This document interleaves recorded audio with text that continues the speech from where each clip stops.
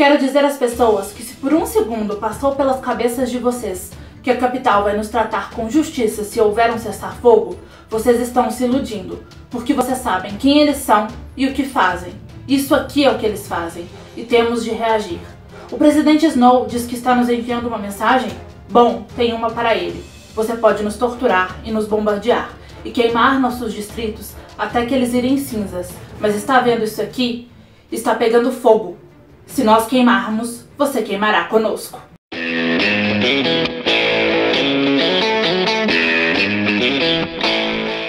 Oi galera, aqui é a Raíssa do Um Livre Só e esse é o diário de leitura com spoilers de A Esperança. Eu vou tentar fazer esse diário de leitura sem me emocionar e sem chorar, não sei se eu vou conseguir porque esse é o livro da trilogia que mais mexe comigo. Mas vamos lá. A Esperança começa com a Katniss indo ali visitar os destroços do Distrito 12.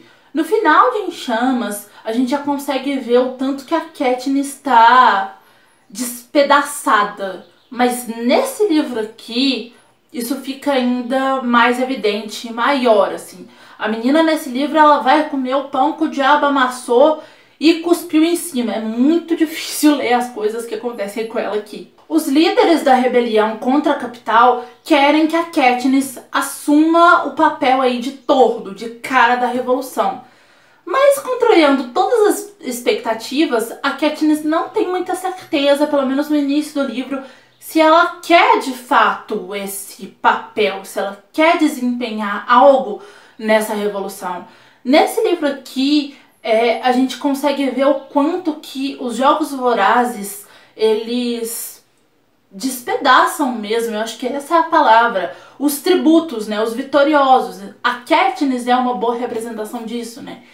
Ninguém vence realmente os Jogos Vorazes, porque assim, eles continuam tendo que ser um entretenimento da capital e todo o horror que esses vitoriosos passaram continua com eles. A Joanna, em um determinado momento, ela vai falar até que todos eles ali são meio loucos, meio perturbados. Ela chega a perguntar pra Katniss se ela se sente como a mesma garotinha que se ofereceu como tributo voluntário no lugar da irmã. A Anne, né, a namorada do Finnick, ela é um bom exemplo disso, mas o Haymitch também, por exemplo, o fato dele beber tanto não deixa de ser a válvula de escape que ele encontrou, não só para o que ele passou, e vamos lembrar que o Haymitch teve que matar o dobro de pessoas, ele fez parte do segundo massacre quaternário, onde teve o dobro de tributos de cada distrito, e assim, além disso, a família do Haymitch, ela foi inteira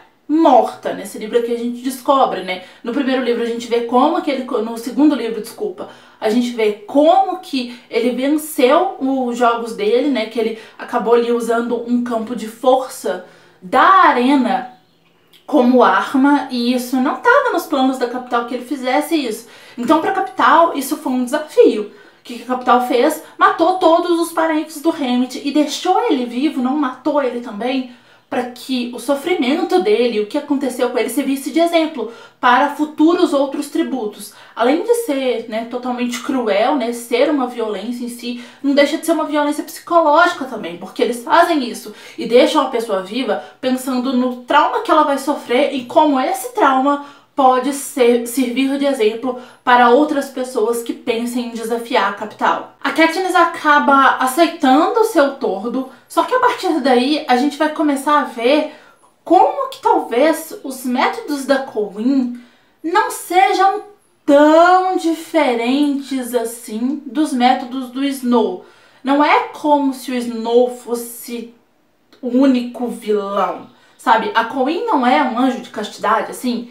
Nos comentários do diário de leitura de Jogos Vorazes, se eu não me engano, um de vocês comentou que Jogos Vorazes mostrava muito bem o quanto que qualquer ditadura pode ser maléfica, né? Seja ela de direita ou de esquerda. A ditadura do Snow seria a ditadura de direita e a Colleen, embora eu acho que o governo dela ainda não seja uma ditadura, mas eu acho que a gente consegue perceber o quanto que ela seria extremamente perigosa, com tanto poder assim na mão, representaria a ditadura de esquerda. Sobre ser o tordo, a Katniss vai dizer o seguinte, é aí que a gente começa a prestar atenção por causa de uma coisa que ela fala, a gente começa a prestar atenção que os métodos talvez sejam mais ou menos os mesmos e que os dois talvez sejam um pouco perigosos com o poder nas mãos.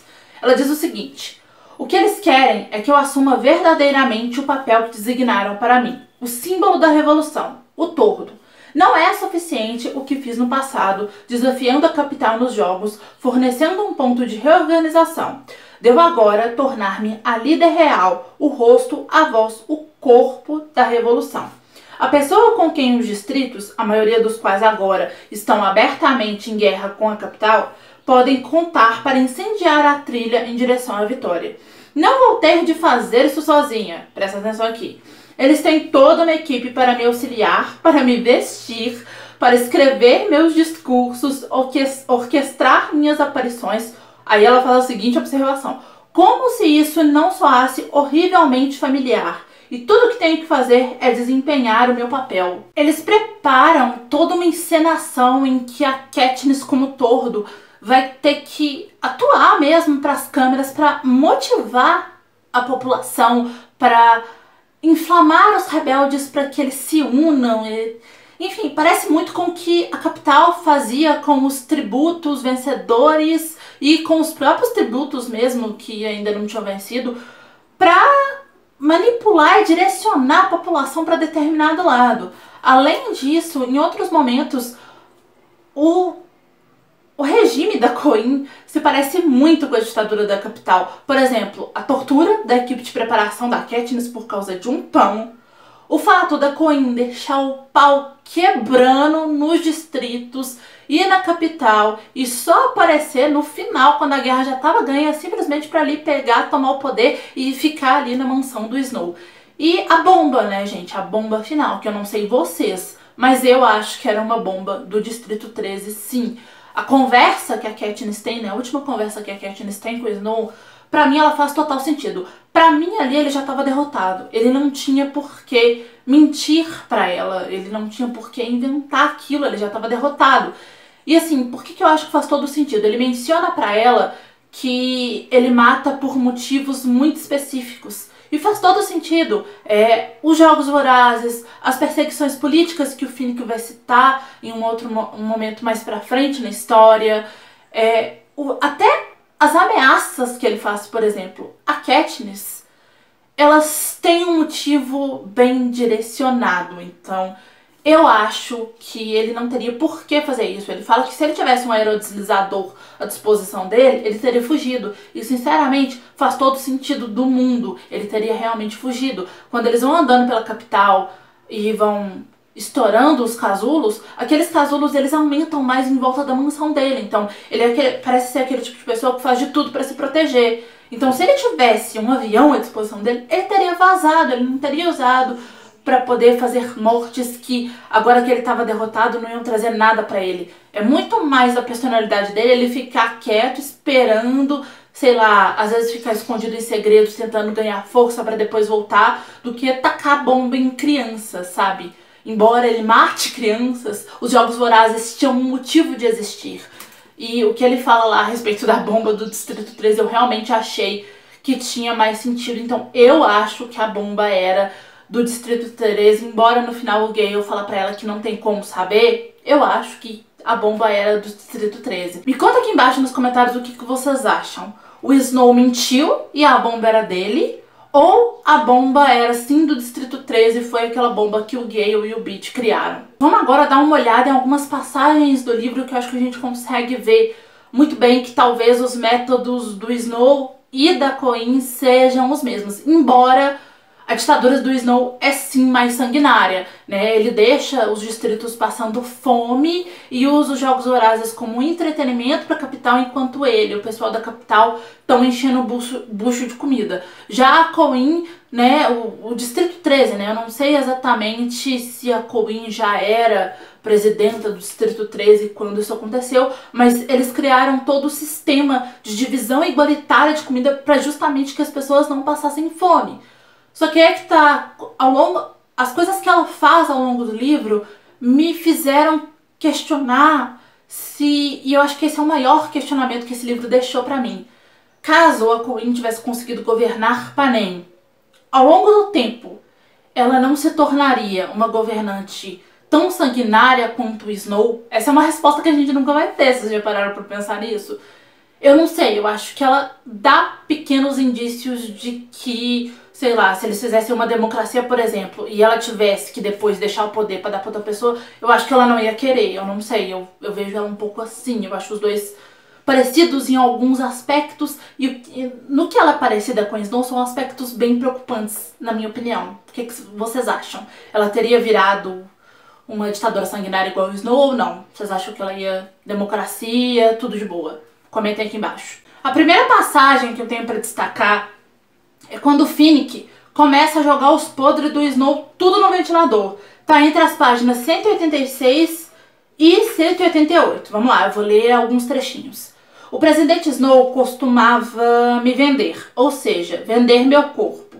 Não fui o único. Se um vitorioso é considerado desejável, o presidente o dá como recompensa ou permite que as pessoas o comprem por uma quantidade exorbitante de dinheiro. Se você se recusa, ele mata alguém que você ama, então você aceita. Aí ele continua. Não fui o único, mas fui o mais popular. E talvez o mais indefeso, porque as pessoas que o amavam também eram. Para que elas se sentissem melhor, meus patrões me davam presentes em dinheiro ou joias, mas descobri uma forma de pagamento muito mais valiosa. Segredos. E é aí que vai querer ficar sintonizado, presidente Snow, porque muitos deles eram a seu respeito. Mas vamos começar com alguns outros. Aí ele começa a falar o podre de um monte de gente importante da capital, e aí ele chega ao Snow. E agora chegamos ao nosso bom presidente Coriolanus, ou nome difícil, Snow. Um homem tão jovem quando alçado ao poder e tão sagaz em mantê-lo, como vocês devem estar se perguntando, ele conseguiu isso. Uma palavra, isso é tudo que vocês realmente precisam saber. Veneno. Finnick rememora a ascensão política de Snow, sobre a qual eu não sei nada, isso aqui já é a Katniss contando pra gente, e segue até sua chegada à presidência, apontando caso após caso das misteriosas mortes dos adversários dele, ou pior ainda, de seus aliados, guardem isso, de seus aliados, que tinham o potencial para se tornarem ameaças. Gravem essa informação para a próxima passagem que eu vou ler. Pessoas caindo mortas em algum banquete ou transformando-se lenta e inexplicavelmente em sombras ao longo de meses. A culpa atribuída a frutos do mar estragados, algum vírus elusivo ou alguma negligenciada fraqueza na aorta. Snow bebia ele próprio das taças envenenadas para evitar suspeitas. Mas antídotos nem sempre funcionam. Dizem que é por isso que ele usa as rosas com cheiro forte de perfume. Dizem que é para encobrir aroma de sangue das feridas que ele tem na boca e que jamais irão sarar. Dizem. Snow possui uma lista e ninguém sabe quem será o próximo. Veneno, a arma perfeita para uma cobra. A outra é uma conversa entre a Katniss e o Boggs, já na capital, e a Katniss pergunta por que a Coin quer ela morta. Por que Coin me quer morta? Pergunto. Ela nega ter essa intenção, responde ele, o Boggs. Mas a gente sabe que é verdade, digo, e você deve ter pelo menos alguma teoria a respeito. Aí o Boggs diz o seguinte: tudo que sei é o seguinte, a presidenta não gosta de você, nunca gostou. Era Peeta que ela queria que tivesse sido resgatado da arena, mas ninguém mais concordou com isso. As coisas ficaram piores quando você a forçou a dar imunidade aos vitoriosos. Mas até mesmo isso podia ser deixado para lá em vista do seu excelente desempenho. Aí a Katniss pergunta, então qual é o problema? O Boggs responde, em algum momento do futuro próximo, esta guerra estará resolvida. Um novo líder será escolhido, diz Boggs. Aí a Katniss responde, Boggs, ninguém acha que eu vou ser a líder. Não acham, concorda ele. Mas você vai dar o seu apoio a alguém. Seria para a presidenta Coin ou para alguma outra pessoa? A Katniss responde. Não sei, nunca pensei nisso. A resposta do Boggs. Se sua resposta imediata não é Coin, então você representa uma ameaça. Você é a cara da rebelião. Você talvez tenha mais influência que qualquer outra pessoa. Ficou claro que você no máximo só tolera a mulher. Aí a Katniss. Então ela vai me matar para calar a minha boca. Aí o Boggs, ela não precisa de você agora como ponto de apoio. Como ela mesma disse, seu objetivo primário, unir os distritos, obteve sucesso. Lembra Boggs? Esses protopops atuais poderiam ser feitos sem você. tem só uma coisinha que você poderia fazer para adicionar fogo a essa rebelião. Morrer, digo baixinho. Sim, nos fornecer um Marte por quem lutar. Em alguns momentos, esse livro se parece muito com um livro ou filme de terror. Na medida que eles vão se deslocando pela capital e vão ali liberando os casulos e liberando uma nova ameaça, vai ficando cada vez mais aflitivo o livro. Principalmente daqueles bestantes, né, que sussurram o nome da Katniss e tem uma forma ali totalmente grotescas e eles estão no subsolo, então é extremamente aflitivo. E parece realmente a 76ª edição dos Jogos Vorazes, como a Katniss e o Finnick destacam, né? Em que a capital funcionaria como uma arena e esses casulos vão liberando novas ameaças, né? É assustador como que a capital desenvolveu armas para a guerra e usou nos jogos, ou para os jogos, e conseguiu usar eles muito bem na guerra. Não sei, eu sei que é assustador e dá um medo danado, mas por que Suzanne Collins precisava matar o Finnick? Porque o Finnick não tinha necessidade, ele morreu à toa. Gente, eu não sei o que acontece com esses autores. Algumas mortes realmente fazem sentido, mas outras parece que é só pra deixar o leitor chorando e fazer o leitor sofrer, porque não tinha porquê. Não consigo compreender essa morte, de verdade. Já que a gente tá falando de mortes, eu preciso confessar que esse diário de leitura com spoilers é meu momento de glória. Eu sei que essa frase, uma seguida da outra, ficou estranha, mas eu vou me explicar. A primeira vez que eu li esse livro, eu terminei ele chorando de soluçar, extremamente chocada. Não que nessa releitura isso tenha sido um pouco diferente, mas tudo bem. E assim, foi a primeira vez que me deu muita vontade de contar algum spoiler pra alguém. Eu precisava falar para as pessoas o que eu tava sentindo com a morte da Prim. Então, quando eu pensei em fazer esse projeto, eu pensei em soltar resenhas sem spoilers. Mas aí eu lembrei do que aconteceu da primeira vez que eu li e decidi que eu não precisava passar por isso de novo. Agora eu tô bem feliz que eu posso falar abertamente da morte da Prim, tudo que eu senti, porque esse diário de leitura é com spoilers. Então eu tô bem contente com isso. Não estou contente com a morte dela, tô contente que eu posso falar sobre isso com os outros. Posso chorar minhas pitangas aqui. Mas eu preciso confessar que na primeira vez que eu li, eu fiz uma vítima involuntária de spoilers. Porque assim, eu tava com a minha prima, eu tinha acabado de ler, aí eu falei pra ela que o que esse livro me causou e que pela primeira vez eu ficava com muita vontade de dar algum spoiler pra alguém, porque eu precisava tirar isso de dentro de mim. Aí ela, pode me contar, eu gosto de spoiler. Eu, não, você não quer esse spoiler. Ela, não, pode me contar, eu quero sim, eu quero saber. Não, você não quer saber esse spoiler. Depois dela muito insistir, eu falei, bom, é por sua conta e risco eu vou te contar, mas você não quer saber esse spoiler, você não vai gostar depois que você souber. Falei da morte da Prim. Eu não tô de sacanagem, eu vi o semblante dela mudar de revolta do que aconteceu. Tudo na morte da Prim é devastador. O fato da Katniss, lá em Jogos Vorazes, ter se oferecido como tributo, justamente para que a irmã não tivesse que passar por algo assim. O fato dela ter morrido junto com outras crianças que eram inocentes e que não tiveram a chance de se defender. E o fato dessa bomba, provavelmente, e na minha opinião eu acho que sim, ter partido de pessoas às quais ela e a Katniss estavam se aliando, né? E assim, pra piorar a situação, o capítulo seguinte ao qual a bomba explode é o mais bonito do livro. A Suzanne Collins escreve isso de uma forma até poética. Então assim, a gente fica ainda mais emocionado e mais devastado. No final desse capítulo a gente tá chorando igual um bebê com fome, em posição fetal e abraçado a uma almofada. Não que isso tenha acontecido comigo. Eu não vou nem perguntar por que você fez isso, Suzanne Collins, porque eu acho que eu entendo. Jogos Vorazes é uma trilogia extremamente marcante, extremamente forte, que faz com que a gente associe a várias coisas do nosso mundo real. E a morte da Prim, ela é extremamente devastadora, ela marca a gente de uma forma profunda. Eu acho que a Suzanne Collins colocou isso na história, eu acho que para que ela terminasse de uma forma inesquecível. É muito difícil terminar esse livro sem estar, tipo, nossa, eu não tô acreditando que isso aconteceu, sabe? Para que as pessoas entendam que Jogos Vorazes não é só mais uma história. Quando ela termina, a dor que a gente tá sentindo não é simplesmente porque uma saga que a gente gosta terminou. A dor que a gente tá sentindo é como se a gente tivesse perdido alguém que a gente gosta muito. Ela conseguiu causar isso, pelo menos em mim. Eu vou terminar esse diário de leitura por aqui, porque eu não quero nem começar a chorar e nem fazer nenhum de vocês chorarem.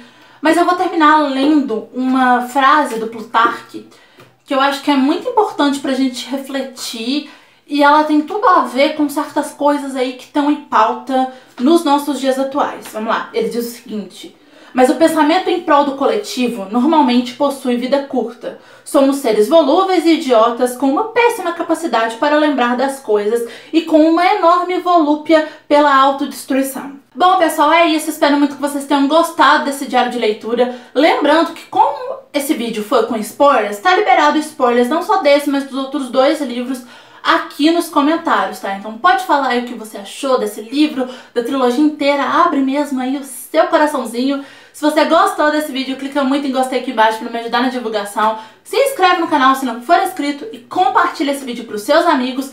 Não deixa de passar lá no blog e de seguir o canal em todas as redes sociais. Todos os links, como sempre, estão no box de informação. E passa também lá no Instagram da Laila Pimenta, que no momento em que esse diário de leitura está saindo, ela liberou um sorteio do projeto todo lá para vocês. O link também tá aqui na descrição. Assiste esses 2 vídeos que estão aqui do meu lado, que eu acho que eles podem te interessar. É isso, beijo, tchau e até amanhã!